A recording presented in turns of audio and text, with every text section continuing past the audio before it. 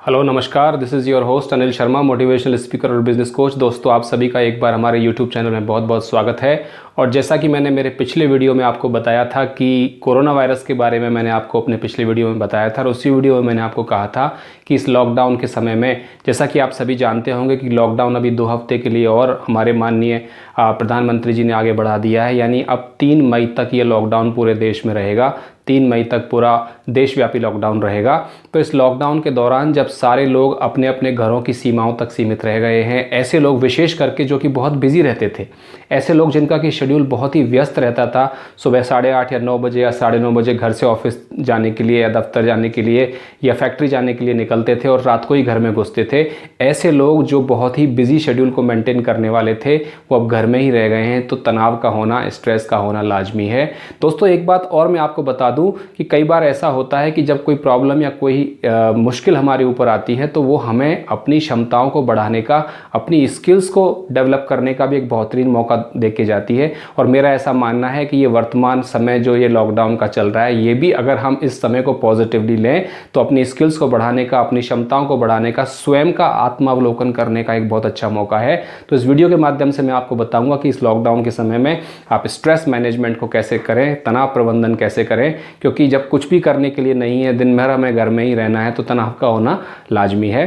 तो सिंपल एक छोटा सा फॉर्मूला मैं आपको दूंगा जिसके के माध्यम से आप तनाव प्रबंधन कर सकते हैं, प्रॉपरली अपने रूटीन को मेंटेन कर सकते हैं, दिनचर्या को मेंटेन कर सकते हैं और हैप्पीली जॉयफुली इस समय को आप निकाल सकते हैं। और बाद में जब पूरा लॉकडाउन का समय खत्म हो जाएगा, तो you can look back and joyfully glance it over कि how you utilise this time to improve your skills, to improve your strengths and your personality as well. तो 4 शब्द का ये फॉर्मूला है, READ, रीड का मतलब पढ़ना है। जी हाँ, हम सभी जानते हैं रीड का मतलब पढ़ना है, लेकिन यहाँ रीड, READ, इसके 4 जो अक्षर हैं वो अलग अलग चीज़ों को दर्शाते हैं। R for routine, E for exercise, A for attitude which is positive and D for diet. यानी इस लॉकडाउन के समय में तनाव को बीट करने के लिए, स्ट्रेस को हटाने के लिए आपको अपना रूटीन मेंटेन करना होगा। ऐसा नहीं है कि आपको करने के लिए कुछ भी नहीं है तो आप 10 बजे सोकर उठ रहे हैं या 9:30 बजे सोकर उठ रहे हैं या रात को 2:30 बजे सो रहे हैं। जो भी आपका इस लॉकडाउन से पहले जब आप ऑफिस जाते थे या दफ्तर जाने के लिए निकलते थे, तो उस समय जो आपका रूटीन था, वही रूटीन आपको मेंटेन करना है। यदि आप सुबह 6 बजे उठते थे तो आप सुबह 6 बजे ही उठिए।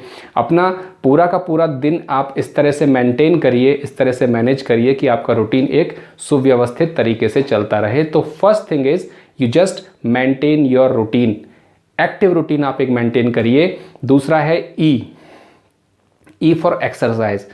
थोड़ा बहुत आप व्यायाम करना बहुत ज़रूरी है। जैसे मैं एक लॉन्ग डिस्टेंस रनर हूँ, तो जब लॉकडाउन नहीं था तो मैं बाहर स्टेडियम में या पार्क में दौड़ने के लिए जाता था, रोज़ 4 या 5 किलोमीटर दौड़ता था। लेकिन अभी वो नहीं हो पा रहा है, और क्योंकि मैं एक अपार्टमेंट में रहता हूँ, तो अभी मैं एक्सरसाइज के लिए क्या कर रहा हूँ कि सुबह ही मैं उठता हूँ, 5:30 बजे उठता हूँ। उसके बाद फ्रेश होकर मैं योगा करता हूँ, और योगा करने के बाद, क्योंकि मैं 6th फ्लोर पर रहता हूँ, तो ग्राउंड फ्लोर से 6वीं मंजिल तक मैं सीढ़ियों से 2 बार चढ़ता हूँ और उतरता हूँ। तो ये मेरा एक्सरसाइज हो जाता है।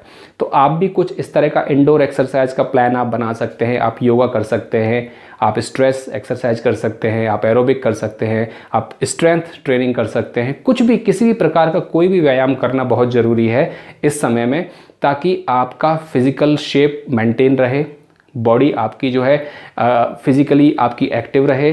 और जब फिज़िकली आपका बॉडी एक्टिव रहेगा तो मेंटली भी आपके लिए वो एक अच्छा रहेगा। So first thing is maintain your routine, second thing is do proper exercise, third thing is maintain positive attitude, A for attitude.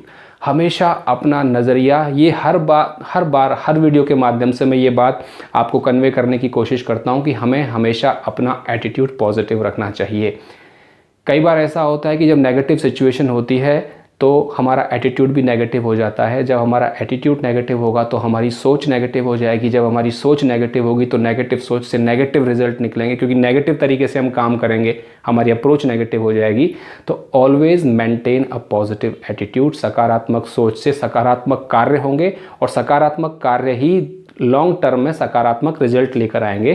तो अपनी सोच को पॉजिटिव रखिए। ये सोचिए कि सब कुछ ठीक होगा, भले ही हमें मंदी की आहट सुनाई दे रही हो, लेकिन सब कुछ ठीक होगा। इकोनॉमी वापस रिवाइव करेगी और सारी की सारी चीज़ें वापस उसी प्रकार से पटरी पर आएंगी जैसे कि पहले थी। तो अपनी सोच को पॉजिटिव रखिए। ये जो समय आपके पास है इसको अपने स्किल डेवलपमेंट में इसको यूज़ करिए। कोई नई चीज़ सीखिए, नई लैंग्वेज सीखिए, नई कंप्यूटर प्रोग्रामिंग सीखिए, कुछ भी आप कर सकते हैं। नई चीज़ आप सीख सकते हैं, अपने स्किल्स को डेवलप कर सकते हैं, आप भाषा सीख सकते हैं। जो भी आपको अच्छा लगता है इस समय का सदुपयोग करके आप कुछ ना कुछ अपनी स्किल्स को डेवलप कर सकते हैं। और third thing is diet. Healthy nutritious diet लीजिए। इस समय में डाइट सही प्रकार से लेना बहुत इंपॉर्टेंट है, क्योंकि फिजिकल एक्टिविटी हमारी बिल्कुल बंद हो गई है। और यदि इस समय में हमारी डाइट अच्छी नहीं होगी, यदि हम हेल्दी और न्यूट्रिशियस डाइट नहीं लेंगे, तो लॉन्ग टर्म में हमारे शारीरिक स्वास्थ्य के लिए भी ये चीज़ बहुत नुकसानदायक हो सकती है, बहुत ख़राब हो सकती है। तो आप अपनी खान पान पर बहुत ध्यान रखिए, अपनी डाइट तरीके से लीजिए। तो दोस्तों ये 4 चीज़ें मैंने आपको बताई।